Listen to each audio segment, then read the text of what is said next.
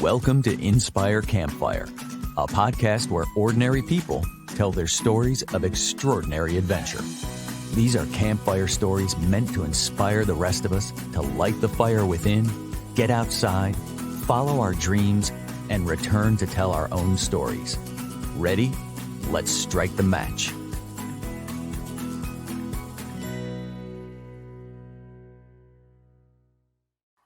Welcome to the show. I'm your host, Scott Wurzbacher. And today we're going to find out what happens when adversity in life challenges us to reach for something bigger than ourselves. Our guest is Les Mason, a firefighter from Edinburgh, Scotland. Over the past few years, Les and his wife, Alana, have experienced a personal challenge that's left them feeling a sort of disharmony with Mother Nature. In an effort to take back control, Les decided to take on a whole different challenge, to create some space from the one he was in and to be able to find a way to bring the two together in a very positive way. This is an incredible story of perseverance, and I can't wait to share it with you all.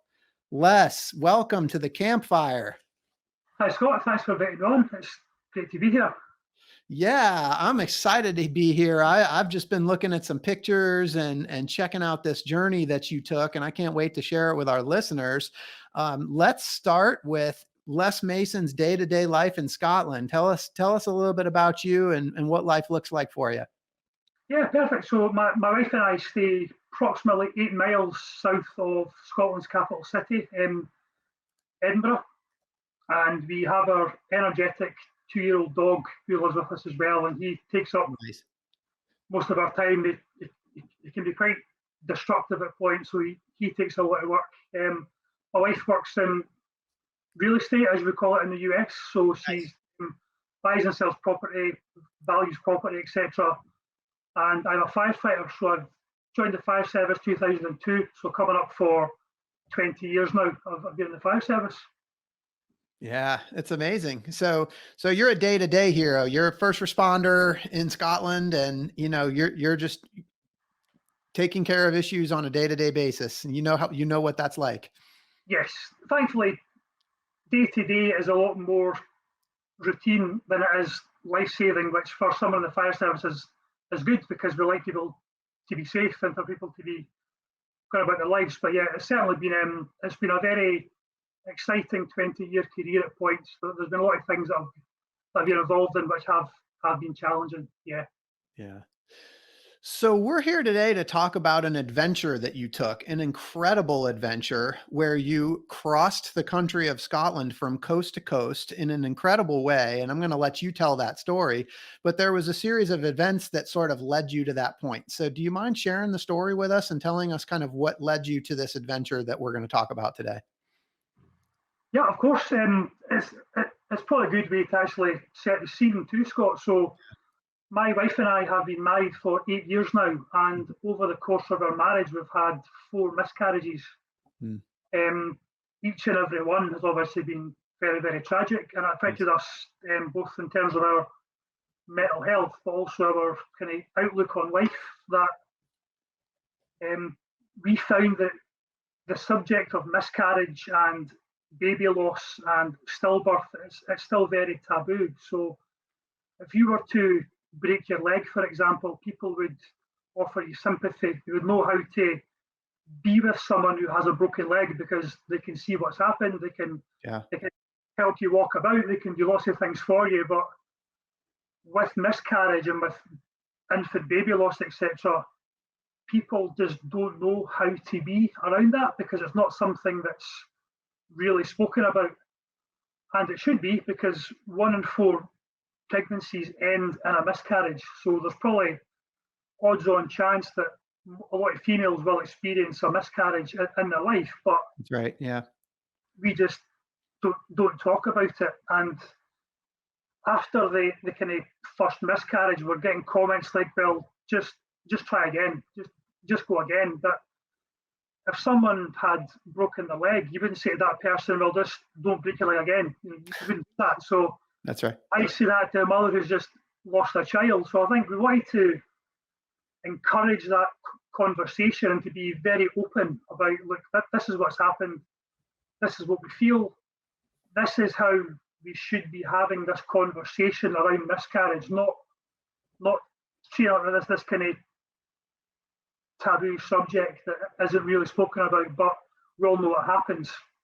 So my wife and I sought to undertake a very inspiring, headline-grabbing event where I would look to go up against Mother Nature and the challenges that she would throw, and hopefully get through the other side to show that although things such as miscarriage, as tragic as they are, there is the potential to go up against Mother Nature and actually have benefits off the back end of that. So in true Forrest Gump style, I chose to start on the east coast of Scotland and just cut a straight line right across the country and not stop until I got to the Atlantic coast on the west side of the country.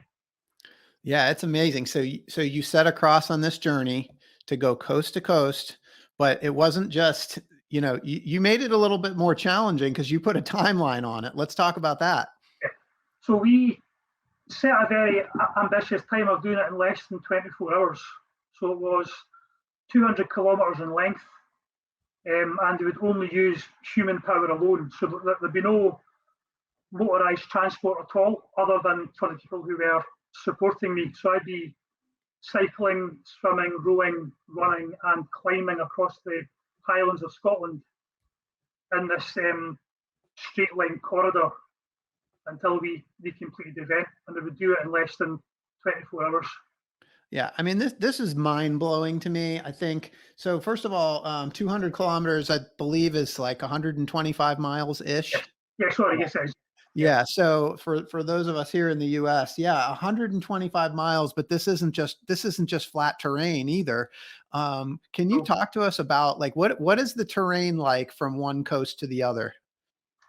So the whole country of Scotland varies. So if you're kind of in the southern part of the country, it's very like rolling hills, etc. But the further north you go, the more mountainous it becomes. So where we were in Scotland, we started in the kind of southern highlands, so we were just at the kind of southern edge of the mountainous areas, and pretty much the only flat section of the event was the row and the swim, because they were on water. Everything else that was across land was up and down hills. I think in total the total climb was 7,200 meters, which is half the height of Mount Everest roughly. So over the course of the event, we did half the height of Mount Everest all in. Yeah, that's amazing. So can you break it down, like rowing, swimming, cycling, running across 125 miles in less than in 24 hours? Can you break down each one of the events and kind of give us a breakdown of what each one of those looked like, the distances? Yeah, of course. So the event started as a small fishing town called Montrose on the east coast of Scotland. So it's got a coastline with the North Sea, and if you kept on going east, you eventually hit Denmark, mainland Europe, etc. So it sits pretty high up on the latitude, and we left Montrose by bicycle, and we cycled for 80 miles. So the event started at 7 p.m. at night. So we'd done a lot of planning, and we wanted to do most of the cycling at night when it was dark, because it would mean that the roads were a lot quieter. Sure. There'd be traffic and stuff as well, so it'd be a lot safer. But also meant that the events which followed after that would then be in daylight as well, so it'd be a lot safer for the events which followed. So we cycled for roughly 80 miles through the night. The weather was not kind. It was really, really high winds, driving rain. Had to change my clothing 3 times because we were just saturated through. And we had 3 checkpoints along the way. So I would cycle into a Peering's Point. There'd be a team waiting for me with change of clothes, food, drink, any bicycle servicing that had to get done. They would do it as almost like a pit stop kind of idea. I would stop for less than 5 minutes, and then I'd be back out on the road again. And cycle through the night till about roughly 1 a.m. in the morning. So we're cycling from 7 a.m. until 1 a.m., more or less non-stop. Wow. And Yeah. really undulating terrain is probably the best word of it. It was very, very hilly, Yeah. Okay. up and down. And at 1 a.m., I ditched the bike and I entered into a loch, as we call it in Scotland. It's probably a lake in the US. So Yep. we had a kilometre swim, and on the other side of the bank from this lake, we set up a very, very bright searchlight. So when we're in the water, we knew where to aim for because it was just pitch black. There's nothing. This is you and this big lake. So we swam, myself, Gary, and Jill, who were my teammates for the swim section. We swam across the lake at night, exited the water about 1:20 roughly. Then I went back on the bike for a further 5 miles to the start of where the row would take place. Yeah. So I want to go back. I'm trying to envision this in my head. So you're in the dark swimming, and you're basically just swimming towards the light, essentially. Yes, basically we've had, because of where it was in the Highlands. Yeah. There's no street lights, there's no towns, there's no houses, so there's no real points of reference at all. It's just a black. Yeah, and it's pitch dark. Swim to the light. That's Yeah. incredible. All right, so then you jump out of the water, back on the bike, 5 kilometers on the bike. Yeah, so roughly 3 miles to the first kind of small village. Okay. Where I stopped in the firehouse of that village for probably a good hot food, hot drinks. Nice. Then we got our kayaks from the support trailer and we entered a huge lake, which is called Loch Rannoch. And that was a 10-mile row Okay. along the lake. We set off just as the sun was rising because, again, there's no points of reference at all. So we didn't want to be rowing in the dark because we could just be going around in circles for all we know because Right. there was no bearings at all. So we rowed for 10 miles and the weather had changed markedly at that point. So it was a beautiful morning. The water was calm, it was flat. And it was good to finally rest my legs and just row and just paddle along for Arm workout. Yeah. a few hours. It was beautiful. It was such a beautiful morning with the sun rising, mountains, all the birds tweeting and stuff. It was phenomenal. Yeah. So you actually shared some photos with me, and I'll make sure that those are in the show notes. But some of my favorite pictures were just the kayak in the very calm water. And that you're painting the picture here for the listeners of the beautiful morning, but the pictures, if you want to jump over to the show notes, there's some great photos there. I think what was good about the row was that it was a real contrast to the cycle. So that the cycle was pretty severe weather, severe wind, severe rain, severe hills. It was just movement. It was just sweat and stress trying to get through it. Then you're slowly paddling in the lake swimming, so it's getting more and more tranquil. And by the time you come into the kayak, this weather window's basically blown over, and it's now just a beautiful, beautiful morning. And it's so quiet and it's so tranquil. It was a good rest. I think had we had to row in that wind as well, that'd be almost on the point of not being achievable because it was a really gifted some grace there for a beautiful morning on the water. That's awesome. Okay, so 10 miles or so on the kayak. Yep, and then the biggest challenge of all, so exited the kayak and basically went on foot for the remaining 30 miles of the course. So we've done roughly about 100 miles at this point, all in. And the remaining 30 miles were across an area called Rannoch Moor. It's like this big wide open plain almost. Okay. And that was about midday. And that's probably been, I would say, that was the lowest point of the event because at this point, I'm very fatigued. What I hadn't factored in was although our event started at 7 p.m. I'd actually been awake since 7 a.m. that morning getting trucks and bicycles and the boats and things and all the food together. So I'd actually already been on the go for more than 24 hours. Right. So at that point, that was probably the lowest point. I was getting really hot as well. So it's this really wide open plain. I'm probably a bit dehydrated, a bit underfed, tired. Right. The sun's coming down, and there's mountains in the distance of this plain, but no matter how much you run, they never move. So it's like they're never getting any closer. And that was probably the kind of toughest mental battle for me, was getting across that plain, because it was just a slog. You seem to be making absolutely no progress at all. Yeah, and you're tired. Arid and stuff as well. Yeah, and you're tired, and you're seeing those mountains, and you still have to go over those mountains. Yes. Yeah. So Yeah, what time is it when you start that last 30 miles on foot? How much time do you have left to the 24-hour mark? Probably got about 8 hours at that point, I would say. Okay, all right. Yeah, so I'm basically I'm hitting the run just before midday. So it's probably about 10:30, 11 o'clock in the morning we were starting the run. Okay. All right. So we're slogging through the plain, and then we've got a mountain to climb. Several mountains.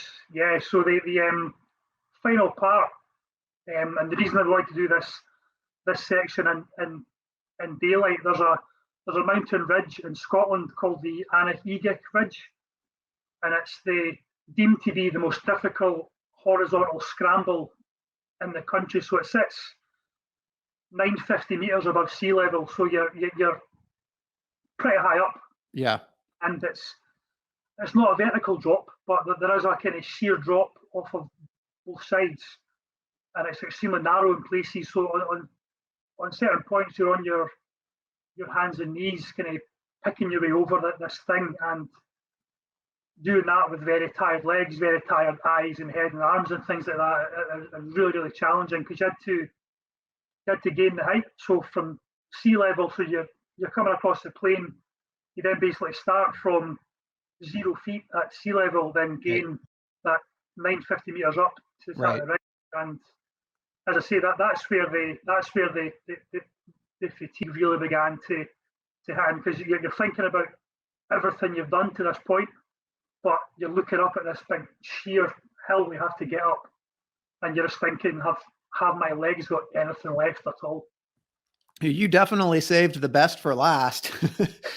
Going up over this thing. And again, I want to refer back to the photos that you sent me, and please, listeners, I'd love for you to jump over to the show notes, because first of all, I mean, they're majestic mountains. It's absolutely beautiful, but also just to think that, these are mountains that you're going to climb up and over in this 24-hour period. And at this point, you've only got 8 hours left, maybe even less than that, because you've run the plains at this point. So, I mean, I want to hear about the ridge and this up and over, because from these pictures, you're on your knees, you're using your hands. This was not just hiking, this wasn't just a walk.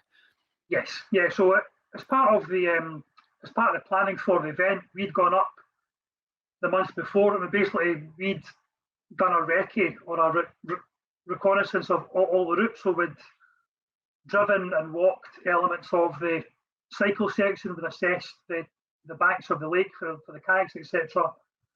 And we'd also done the Edek Ridge the month before, so we could identify areas of concern. And when we did the recce, it was a beautiful day. It was sunny, it was dry, it was great. We flew along it. It was no problem at all.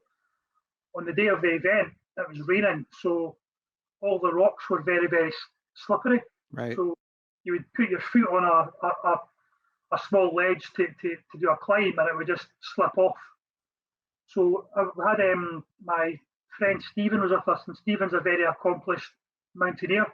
So he brought like ropes and harnesses and grabs and things. So we knew that if it got to the point where it was so dangerous, we would use ropes, and we would basically climb the thing. But the time that it would take to set all that up would put us beyond the 24-hour target, because that would slow us right down. So prior to the event, we made a big, it was myself and 12 support staff, we made the agreement that we would never compromise safety to get it. We would always aim to finish it safely rather than aim to finish it in 24 hours. But being so close to the end, I got probably what's termed as summit fever, where I wanted to finish in that time, because I knew that I could do it. And I knew that if I'd done it, I would be the first person to ever do it. So we're kind of huddled together on this cliff top saying, are we going to use the ropes? And we kind of agreed that we know the route over this ridge because we've done it before, so we know where the handholds are and what route to take. As long as we take our time and we be cautious and we check every single handhold, then we'll just basically free climb it because it's quicker. Right. And we're happy that we can still do it safely. You know, it's never compromised anyone's safety to get this challenge done. And that was probably the biggest key moment of the event, was looking at the risks that we had and making that judgment of saying, is it worthwhile carrying on the way that we are to achieve this objective? And in the end, we said yes. But the whole ridge is about 6 miles in length, all in. But there's a very short, roughly 1 to 1.5 mile section, which is the most exposed. Yeah. And it's literally, it's like a pinnacle with this drops off on both sides. And as we came off that, there's a big boulder field, so there's lots and lots of boulders and stones and things like that. And I was so tired that my eyes were going a lot slower. So when I put my foot down, expecting to go on a rock, my head was too slow to realise that the rock was actually further ahead. So I would misstep, I would fall over. And my friends, Stephen and Lee, thought this was hilarious because they were watching me falling over all the time. And between me falling over and them laughing, I had my first proper sense of humour failure, and I picked up a rock and just smashed it off the ground and screamed, and this rock just blew up. I love it. I was looking at, I could almost see the finishing line back down at sea level. And I thought, with a mile to go, I'm going to break a leg here and I'm going to finish all this thing. And my friends laughing as well. So we had lots of high points along the way, but they were mainly laughing at me being so fatigued. That was the part of the jokes almost. That was the final burst of energy, though, grabbing that rock and yeah. Because they still talk to it to this day, as to the rest. We're not expecting it at all. But I think at that point you put so much energy into getting to where you think is the end. Yeah. Then to think I'm going to injure myself, people are laughing at me, and you just smash the rock out with just sheer frustration at the lack of progress that we'd made. Yeah. So tell me what did that feel like to be that fatigued, and like, what's the decision-making process like? Cause I mean, I fully respect you guys. I think that's great. You have this commitment to safety, and as you should. And so as you kind of get that summit fever, and you're fatigued, like, what is that decision-making feeling like? So when I've always believed, Scott, that to get something done, pick a team that's better than you are. So I'd gone out to my friends and colleagues, and I had 12 people who had volunteered to assist, either as checkpoint staff or to do various sections with me. So when I was doing the cycling, I had my friend Stephen and my friend Jill. So Jill she's represented Great Britain in triathlons. So I knew that for cycling, Stephen and Jill were far better than me, so they could make better choices because they were more experienced. Again, I was in the water with Gary and Jill. They were better swimmers than I was, so they could make those calls. Likewise with the row with Lee. Lee was an accomplished kayaker and I wasn't. So every single section had someone that was better than me. And that meant that because they were fresh into that evolution that they came through, they were better placed to make choices based on their experience and their judgment. And I always said that I would defer to their judgment, because I would probably be at a stage where I was too fatigued to make good choices, and I would trust and defer to them to make them for me. And that was an agreement at the start, that there was no ego, and if someone thought that something was unsafe, they could say so, and we would take that on board. So it was very much surround yourself with better people, and they will take care of you. I, basically. I I love this That's so what it much. This is so profound, and it's like this is a life lesson that you can apply to so many things.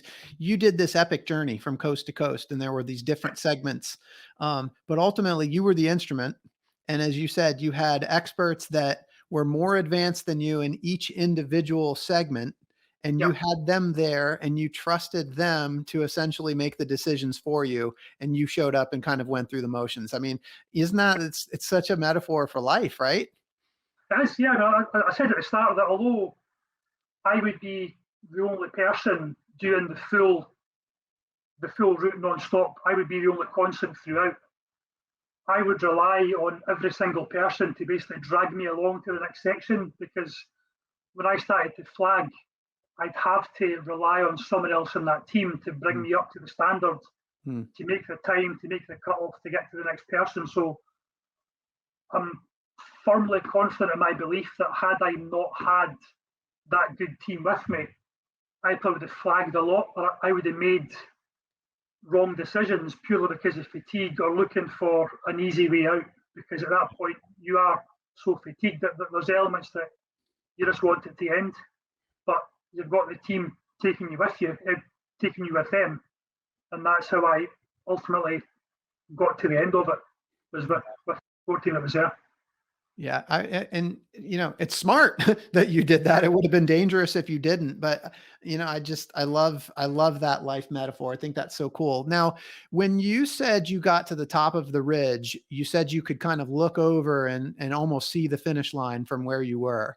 And so Yeah, I'm curious, like I kind of felt that with you as you said that, because you've come across at this point, you're well over 100 miles. You don't, or actually, I think you said you only had a couple miles left at that point.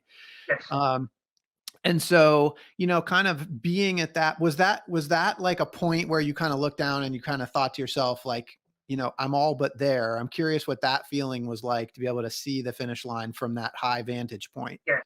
I think we'd done so much planning and so much preparation and so much fitness training that finishing the event was never in doubt.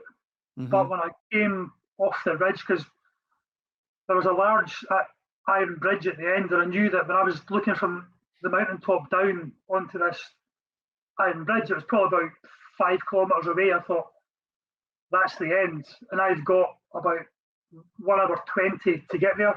Right. This is eminently doable. I can definitely do this if I move and shift now and get there. And probably coming down from that mountain was the first time that I'd dared to dream that we were actually going to do it, because when we started the event, we were breaking new ground. It had never been done before. We looked at the maps, we judged time and distance and speed, etc. And we knew that it was theoretically it could be done, because the maps told us that and the maths said that it could be done. But because we'd gone up against such harsh weather, we'd had setbacks with fatigue and all the rocks being slippery, the thought of doing it was getting further and further away from me, because I thought we're ticking by time so much here.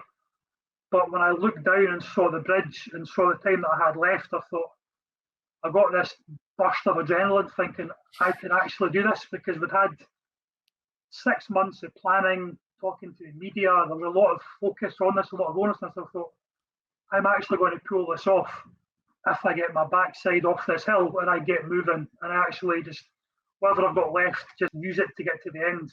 And Yeah. I can rest at the end. I can no feel sorry for myself once it's finished, but don't feel sorry for yourself now, because you're not there yet. Yeah. And it worked. It worked. Yeah. Coming down is not a walk in the park. I know that. So you come down the other side of the ridge, you come down back to sea level, you come across and you get to the finish line. And you also shared a video with me of you crossing the finish line, and there was an embrace with your wife at the end. And I want to know what that felt like. Yeah. So at the finishing line, the support team had set up banners and they got champagne and stuff like that. But Alana, my wife, was very much front and centre. So when I came across the finish line, my support team had all kind of got off to the wings almost, and it was just Alana, and it was just I hugged her, and it was like sick. Well, it was actually 5 or 6 years of heartbreak with the miscarriage, but then this intense 6 months of planning and media, because although I'd done the event, Alana was very much a linchpin in everything that happened because she'd been there throughout. And it was this kind of feeling that, we've done it. We've raised the awareness of miscarriage. We've gone through these 4 tragedies of losing children. We've crossed the country. We've gone up against storms and mountains, and we're both here. And if physically we can do that, and if our marriage can endure all that stuff as well, we're actually going to be okay. It's that feeling that even if we never have a child because of whatever's happening, it doesn't matter. We've endured everything. We've endured so much more than most marriages will endure, and we've got through it. So we're actually going to be okay. And that embrace just made it all worthwhile, I would say. Yeah. What did it feel like to you?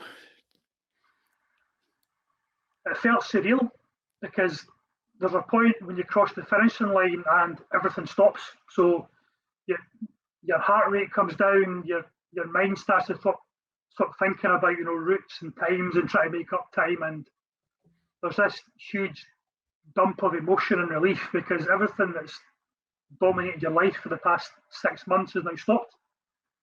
And we're getting like messages on social media and things all come through. And things going up on Facebook from the fire service to say that I've done it, and I can't remember any of it because I was just zoned out.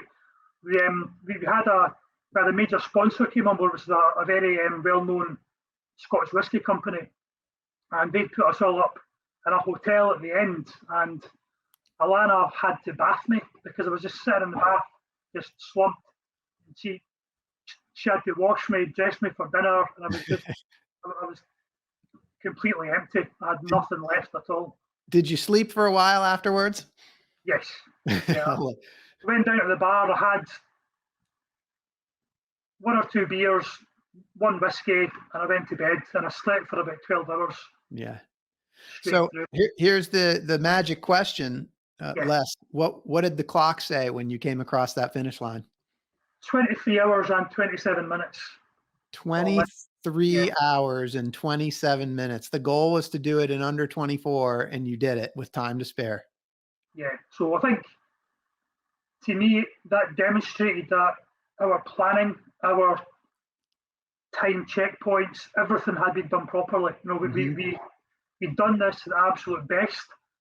I couldn't have gone any faster. I was maxing out effort on every single evolution. Had the weather been kind of on the cycle, possibly a little bit quicker, but I think the weather on the cycle made it even more of a challenge, which made it even more of a personal achievement for me, I think. So yeah, as a team, we were all very happy that we'd all done our jobs to get me across the finishing line for that time. Yeah. So are you the first to have accomplished this that you know of? Yeah, I was the first straight line crossing across Scotland at a single time frame. Yeah, that's awesome. So do you think you're going to start a movement, and that there's going to be people that are going to follow? Because that's an epic adventure. It sounds like fun. I mean, we've got ultra marathons, and this is like taking the ultra marathon to a whole nother level. Yeah, we'd like to do it again, but perhaps do it in stages and actually enjoy it, or potentially do the south coast to the north coast in a straight line. But that's about 500 miles, so that'll be a bigger undertaking. But that's I'd be very annoyed if someone did south to north and beat me doing them both. There you go. I think it's pretty cool to do that as well. There you go. So you talked a lot about the fact that you've had a team that helped you do this. This was not something that you did on your own. This was, can you talk a little bit about the team and some of the logistics that you guys had to go through to plan this? You said you were going through this for 6 months. So, briefly kind of the team and what it took to make this thing happen. Yeah. So I've got a very good friend called Lee who's done ultra marathons and lots of adventure races, and when I first had the idea of doing it, and kind of Alana and I were up against Mother Nature, opening up a discussion about miscarriage, I asked Lee for a sense check and said, I'm thinking of doing this. This is what I think it'll involve. This is the time frame. What do you think? And Lee's response was, I think it sounds awful. Let's do it. You know, that was, and I think you need people that will tell you straight what the reality of it is, but will support you in doing it. So because of Lee's experience of doing events in the Arctic Circle and ultramarathons, etc., he was very experienced at planning events. And I think from my experience in the fire service as well, as a firefighter, we're very good at looking at something, identifying what the risk is, measuring that risk, and then putting things in place to try and make the risk as small as possible. So that began a very robust period of looking at maps, looking at the depth of water, the currents of water, the previous 5 years weather patterns, and we're looking at absolutely everything. And that gave us a really, really robust route and a plan that we knew was physically achievable if we had all favorable conditions in place. Yeah. So once Lee and I had this very broad national plan of what we wished to do, I then spoke to friends and colleagues in the fire service who I knew I would want in my team and asked them to take part, knowing fine well that no one would say no, because that's the type of people that we were. So we then spoke to them all individually and matched people's strengths to different events. So as I say, we picked people who were really good at particular evolutions of the event. And I thought, I want that person next to me. But we also had people who were very good at driving vehicles, setting up checkpoints, cooking, etc. as well. So I thought, these people are just as important, because if I come into a checkpoint at a time and that person's not organised enough to have everything ready, we will then start to lose time at every single checkpoint as well. So we had to pick 12 excellent friends, I would say, who I knew that I could rely on and who wouldn't be frightened of saying to me, let's rethink this. You know, if I was really struggling or something was dangerous, we all had the personal confidence to say to me, this is now getting a bad idea. So there's a lot of planning involved in it, Scott. A lot of time looking at maps, liaising with landowners, doing risk assessments, checking the water quality. It was a lot of minute detail went into every single aspect of it, which I think is necessary. Les, so you had 12 people on your team. Some of them participated at different segments with you. You had people at different checkpoints and stops to make sure that you were fed and kind of helping you along the way. What was the common thread that allowed you to sort of rally all 12 of those folks to get them excited to want to be part of this? I think because they were all close friends and colleagues, they knew what Alana and I had gone through with the miscarriages. And they knew how much it meant to us to get this message across and to raise money for the charity. And they knew that they wanted to be part of contributing to that success. And I think on a personal level as well, I knew that they had faith in me to actually do it. So they knew that I'd been doing the training, we've been doing the planning, we're taking this very, very seriously. And if they bought into it and if they supported us, it would be a successful undertaking. But I think they did it because they were just very, very good friends, and it was a very exciting thing to be part of as well. To see that. How did that feel to you, to have 12 people that were willing to commit such a big part of their lives to help you accomplish this big goal? That speaks to the power of the friendship that you have with them. It does. Yeah, I think it also speaks to their appetite to do stupid things outdoors, which they all do. But yeah, I think first and foremost, it was that desire to help. Yeah, was just the core thread of everything that we went through, every single aspect of the event. helping a friend or friends with Alana who you knew had gone through a rough ride and who had to do this. I dread to think what our mental health would have been had we then not pulled this off, because that would have been another failure to compound all the grief beforehand as well. So I think they understood what it meant to us to get this done. Yeah, and I suspect that they knew there was something bigger in this, that this was bigger than each of the individuals on the team, and Yeah. that it was going to lead to bigger things. And I definitely want to get into that a little bit. But one of the things that you and I spoke about before we started recording this call, the first time that we met, we kind of talked a little bit about sort of what inspired you to take on this particular challenge. You guys experienced some grief and some adversity with the miscarriages, but there's all kinds of different things that you could have chosen, but you chose this particular challenge. And I'm just curious, like, what was it like? What things kind of occurred like earlier on in life that kind of led you to this sort of this particular adventure? So when I was at school, I was the kind of stereotypical overweight kid.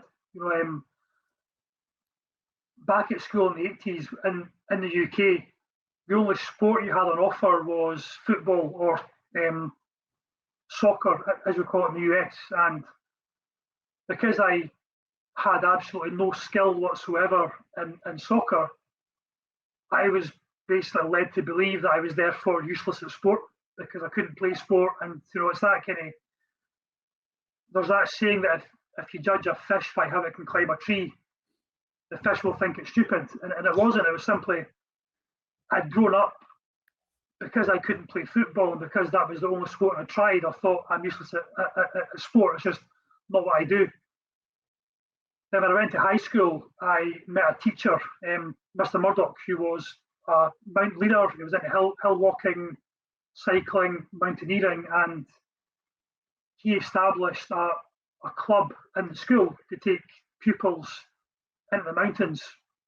And I joined, and it was a complete revelation for me, because it was, rather than simply being a pursuit where you have to score a goal or run to a certain point, in the mountains you've got fitness, but you've also got planning your route, checking your weather, making decisions, being resilient and stuff. And I found this kind of world of fitness and outdoors and adventure in the outdoors that I didn't know existed. And that basically sparked a passion for me about being in the mountains and being outside. Mm-hmm. Because I'd always been this kid that was trying to chase a football about to absolutely no effect. But I was now being given the chance to say, we're going to climb to the top of this mountain. And when you get there, well, you've now achieved that. And the feeling of achievement was something that a lot of kids at school probably hadn't ever achieved before.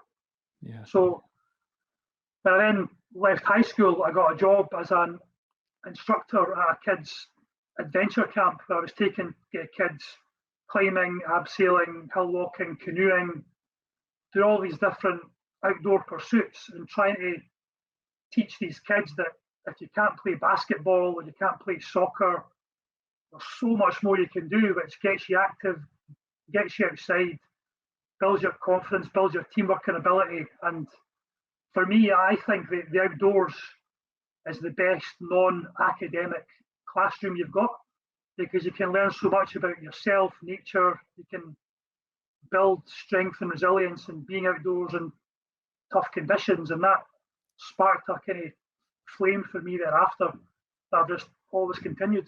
Can you talk about that? Because that's a huge subject for this podcast, that spark that you just talked about. You said the outdoors and related nature, it created a spark for you. Can you talk about that?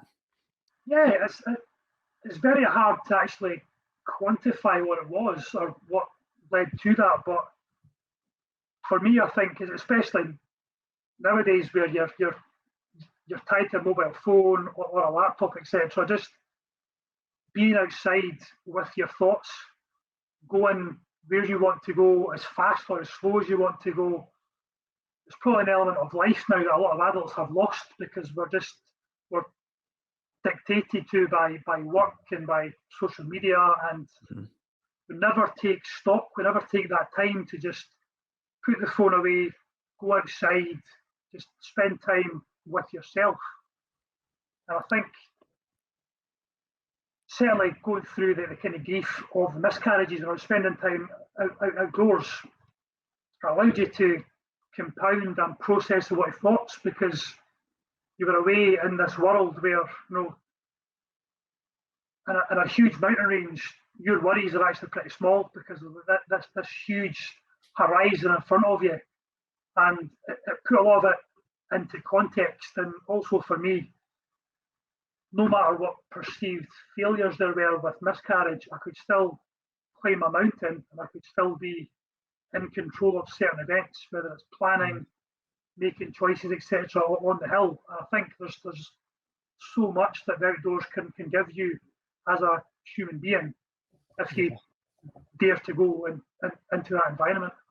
I love this. And I want to so in the race itself, I'm thinking about coast to coast to Scotland, you got 24 hours to do this. I mean, and you had a lot to get done. You had to be very dialed in, very focused, and very just driven to go forward. And I'm curious, in that 24-hour period, with all of that focus and all the adversity with the weather and everything, did you have any moments in that period where you were able to just sort of stop and just take in the nature? No, I think the longest I stopped for was about 20 minutes, and that was before we began the row. There was certainly a moment when we were kayaking along the lake.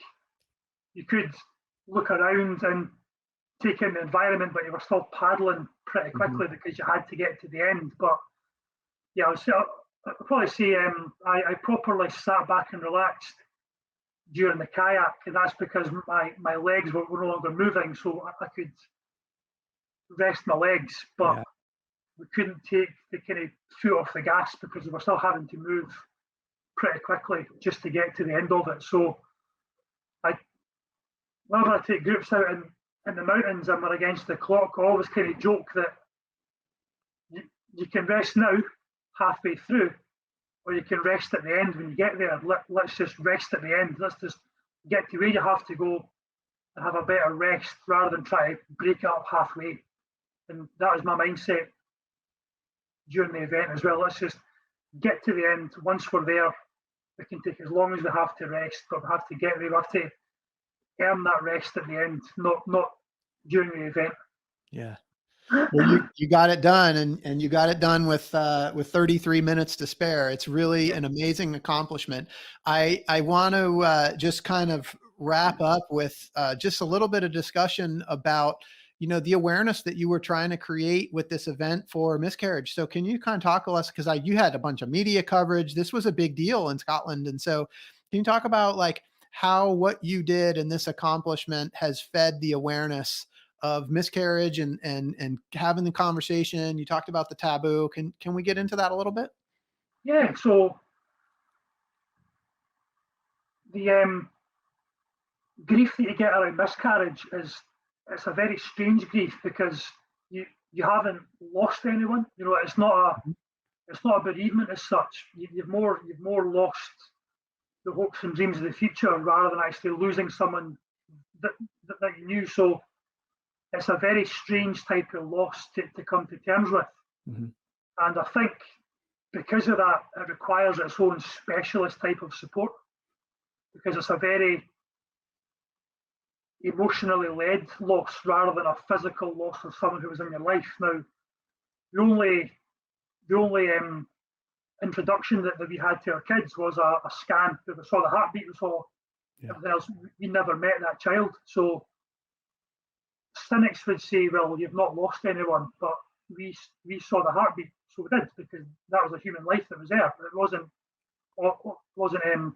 on this earth, but it was a life. So it took us to some pretty dark places in regards to our own mental health, because there is support there, but I think because you feel that your grief is almost false to an extent, you perhaps don't access that support. And I've now become a passionate ambassador for mental health, and in particular male mental health, because I think the fire service is excellent, but I probably in the past tried to live up to that stereotype of being a macho firefighter who lifted weights and climbed mountains and did all this strong stuff, which looking back on it, it was just a very, very thin veneer of a human being not wanting to come to terms with what had happened and not wanting to deal with it. So by talking to the media, so we have a very good media team in the fire service. So I spoke to Irina, who's our comms manager, and she said, you've definitely got a story which will resonate with thousands of people, and it's something which the media will want to run because it's something that you have to start talking about. So Irina was very much front and centre of coordinating that media liaison. So we gave interviews to the Daily Record newspaper, who then ran a story in the Sunday Mail. And I then began getting letters and cards being sent to the fire station from people who had also gone through that. So we achieved the aim of getting people thinking differently about what baby loss is, what bereavement is, and through miscarriage. And we hoped, particularly for male mental health, by opening up and saying, this has happened. I actually struggled quite a lot, but I got through it through physical activity, talking to friends, being open about it, just processing and dealing with what happened, and I got through the other side. And I think we've got that message out there, and we're seeing more and more now on social media, etc., about baby loss awareness weeks now a thing. Not because of what we did, but because there's a kind of momentum now building where it's not a taboo thing, or it's not as taboo as it once was. Yeah.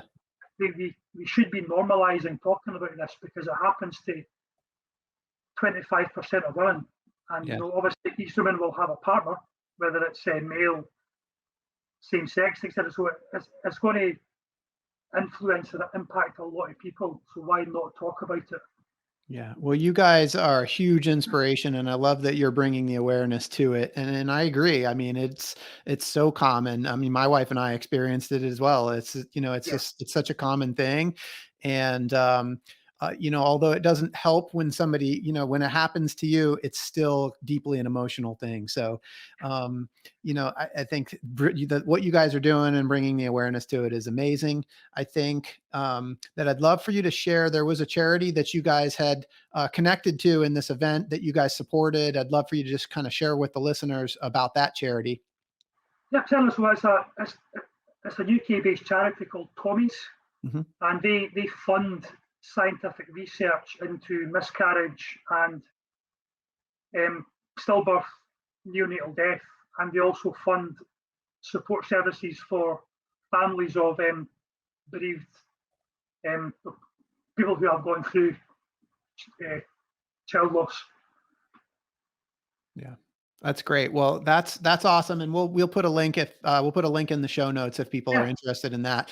So to wrap things up here, Les, I've got two questions that I ask everybody that comes on the podcast. And so, at some point they're going to make a movie about this epic adventure that you took across Scotland, and a Hollywood movie. And I want to know who the actor is going to be that's going to play you in this movie. It'd have to be someone really good looking for a start, I would say. No, I think it'd be a good role for Will Ferrell, because there might be lots of stumbles and things along the way, but you always come good in the end. And I know that you're watching the movies that Will Ferrell's in. I love it. He always has the best of intentions throughout, but he might take a difficult route to get there, but he always good at the end. So I think it'd be suited to Will Ferrell, I would say. That's awesome. Will Ferrell coming across Scotland. I love it. Okay, what's the movie going to be called? Oh, I think it'd be called Chasing the Rainbow. So, okay, Chasing the Rainbow. I love it. I'm not sure if it's a thing in the US, but certainly within the UK, if you have a child or a baby after miscarriage, It's termed as a rainbow baby because it's basically your kind of pot of gold after the storm. And our challenge was called the Chasing the Rainbow Challenge because we were basically trying to chase the rainbow to get to the end and to give us the drive and the inspiration to fund private IVF, etc. So I think Chasing the Rainbow would be the best title for that. I love that, Les. Chasing the Rainbow, starring Will Ferrell. Awesome. I'm going to watch that movie. Yeah. Well, Les, thank you so much for sharing your story. Thank you for all the work that you're doing to bring awareness to miscarriage. And to those listening, I hope you've been inspired today as much as I have. I hope Les and Alana's story has encouraged you to listen to the voice inside that calls you to adventure, because we want to hear your story next. If you have a story to tell or you need a nudge to create one, please send me an email. We'd also appreciate it if you'd help us spread the word by leaving a review and sharing or tagging Inspire Campfire in your social media. And until next time, I want to encourage you to get outside. Thank you for listening. Les, thank you so much for being here. Thank you.